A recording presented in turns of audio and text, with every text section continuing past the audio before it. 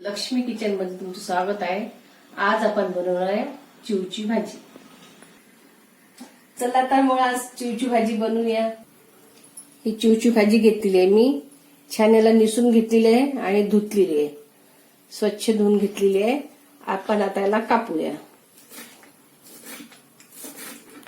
छान बारीक कापून घेऊया याला भाजीला।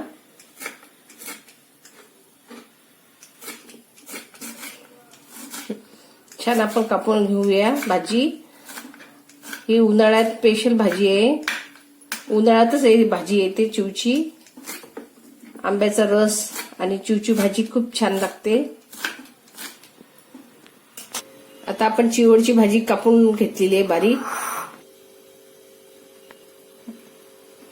मीठ घेतलेलं आहे मी, हळद आहे, तिखट आहे, लसूण जिरा ठेचून घेतलेला आहे, कोथिंबीर आहे आणि 2 कांदे मी कापून घेतलेले आहे, तेल आणि 1 वाटी बेसन। आता मी कढई ठेवलेली आहे, आता गॅस लावूया। तेल टाकूया 1 गुटलावर।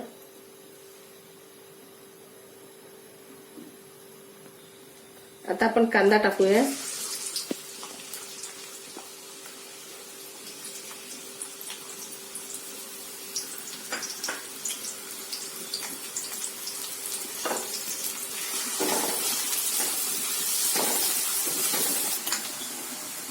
कांदा थोडासा आपला झालेला आहे, आपण त्यात लसूण जिरे टाकूया।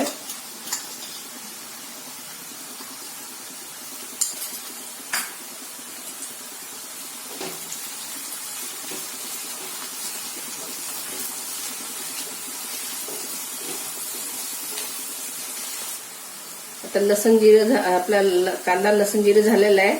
आता आपण याच्यात 1 चम्मच तिखट टाकूया, थोडंसं जास्त टाकूया, तुम्हाला आवडीनुसार तुम्ही टाकू शकता। अर्धा चम्मच हळद टाकायची आहे,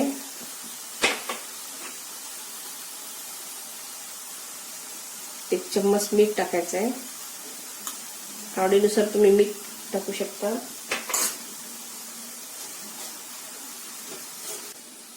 छान मिक्स करूया। आता आपल्याला ही भाजी टाकायची आहे, चिवची भाजी टाकलेली आहे। आता आपण छान मिक्स करूया। या भाजीला पाणी सुटते, छान ही भाजी सुट्टी होते आणि आपण टिफिन मध्ये पण नेऊ शकतो बाहेर गावी, आणि मुलं पण आवडीने खातात।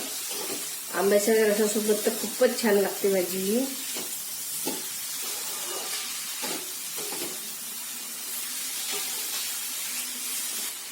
छान मिक्स झालेली आहे भाजी आपली बघा। आता आपण याच्यावर थोडा वेळ झाकण ठेवूया। छान आपली भाजी शिजली बघा। आता आपण याच्यात बेसन टाकूया, छान मिक्स करूया।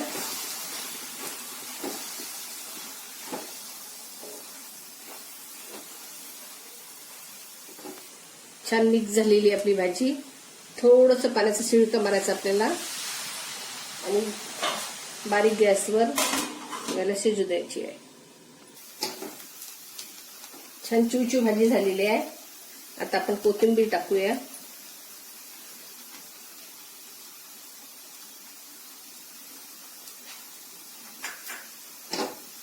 बघा किती छान झालेली आहे भाजी।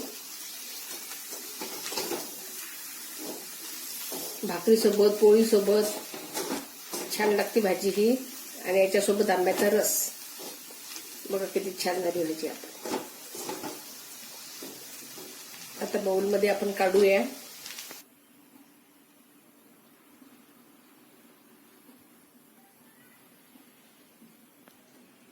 छान आपली चिवची भाजी झालेली आहे बेसन टाकून। तुम्ही एक वेळा नक्की ट्राय करा आणि मला लाईक करा आणि शेअर करा।